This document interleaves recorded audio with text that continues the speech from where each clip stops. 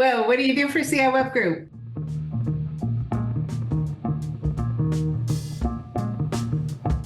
I am a senior SEO analyst for CI Web Group, and I kind of love it. Explain the difference between Search Console and GA4, previously known as Google Analytics. Okay, so Search Console is a little more user-friendly, gives you more kind of like a heads up of what's going on with your website. The data is a little bit easier to interpret.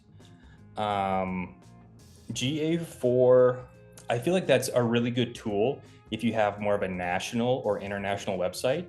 You can capture a lot more data through GA4. You can look at demographics, age groups, more specific locations. However, with all that data, you do need some training to set that up. It is not very user friendly, and sometimes the data is going to be inaccurate because they just upgraded. So that's kind of I'd say Search Console great for local business. Yeah. GA4 great for national, international websites, e-commerce, stuff like that. What are your thoughts about, as a business owner, should they have admin access? Should they own those accounts? Yeah, I mean, it's your business. If it's your asset, you should own that outright. You should be able to see exactly what's going on, see who's involved, see what other accounts are added. Personally, I think data transparency is very key in what we do. And if an agency, doesn't show you reporting, doesn't give you like a reporting dashboard, give you access to, Search Console or GA4 or, any other tool they're using, I'd be a little concerned because, I would want to be seeing results anytime I wanted to see results. What kind of a bear is it when pages do get de-indexed because they're trying to scale too fast or we're trying to be too aggressive? Can you resolve those? What kind of time frame does it take to get those pages re-indexed? What kind of labor is involved? So I think that would kind of depend on the severity of the indexing issue. If you only have like 10 or so pages and your website is 50 or 60 pages, okay, not great. That percentage is not the best numbers, not a big deal. Just give it some time. Try to, promote those pages on social media, try to get some kind of search traffic to them, promote them as often as you can. Make sure the content is valuable.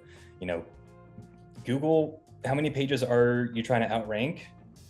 Hundreds, thousands, tens of thousands, hundreds of thousands? Throw something in there original that Google hasn't seen before and you're going to get rewarded. So that's another reason why it kind of takes a long time to get a website to grow organically. If you just kind of copying and pasting using AI, well, what is AI trained on? Content that already exists. All right, talk to me about schema. What is it? This is so complicated for everybody. I hate that we have to go here, but what is schema? Why is it important?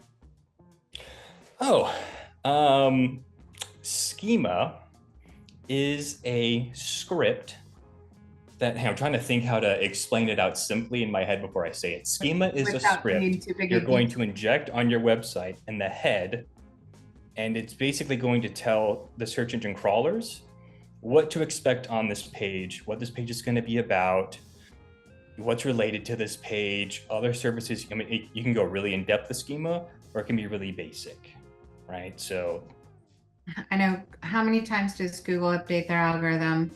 What's the difference between, minor updates and big updates and the most recent major core update? What are your thoughts? Well, typically in March, around March is where we see a very large Google update. Google puts out updates all the time. They're always updating their algorithm. Most of it recently has been content related. I think, this goes back to, when was this update? It was the helpful content update. I think, in my opinion, I think that was the most important update because it really showed that Google's looking for help. I mean, they called the update what they want, helpful content. Yeah. And I think going forward, Google's going to be, still trying to crack down on unhelpful, spammy content. They don't like affiliate sites. So if you're doing affiliate SEO and you're a little spammy, good luck. Good luck. Sayonara. Yeah, I mean, I think if you just stick to the core SEO tenets, that's really going to save you a lot of trouble. Don't try to do anything super technical. Don't try to do any cloaking. Just do basic good SEO, and that should take you almost all the way. What's domain authority? Why is it important? And how quickly is it like I can study and do the right things and then increase it rather rapidly, or what's it require? So domain authority is a metric that SEOs use. Google, not so much, or they don't want us to know they use it. I'm thinking it's not really a metric Google uses, and it's basically just the strength of your backlink profile.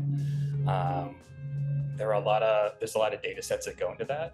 I think it can get kind of complicated because backlinking is not my strong suit. But it's a great way to see, what your backlink profile is going to be like, just as like a general overview. A lot of local businesses have a domain authority of like 10 to 25-ish, depending on how large that company is. That's not necessarily a bad thing. That just means, you're just a small business in a small area. And, larger websites that get a lot of traffic, like Nike and Wikipedia and stuff like those companies, huge billions of dollars, right? They're going to have, a very high domain authority score because everyone's linking to them and they're really not linking to anybody. So, I mean, we'll go back to SEO takes time, right? You can't add content too quick. You can't add backlinks too quick. You can't grow your domain authority too quick. These are all the reasons why SEOs say SEO takes time, because if it was easy, there's only 10 spots, everyone would be there. I mean, it's not, it takes time. Yeah, it's like building a house. What kind of house do you want to build and what kind of quality house do you want? Right? The bigger the house, the longer it's going to take. If you just want just like a little RV, little mobile home, Little mini house. little mini house, mini website, that can be done pretty quick. You could probably get ranking for a couple of keywords pretty quick. But if you want to grow that, I mean, it just takes time, and that's just kind of the way it is. We don't want to do things that seem inorganic because the algorithms, the almighty algos, they know what is natural and they know what looks a little fishy. And we just don't, we don't want to throw too many flags at one time. So going slow and steady wins the race.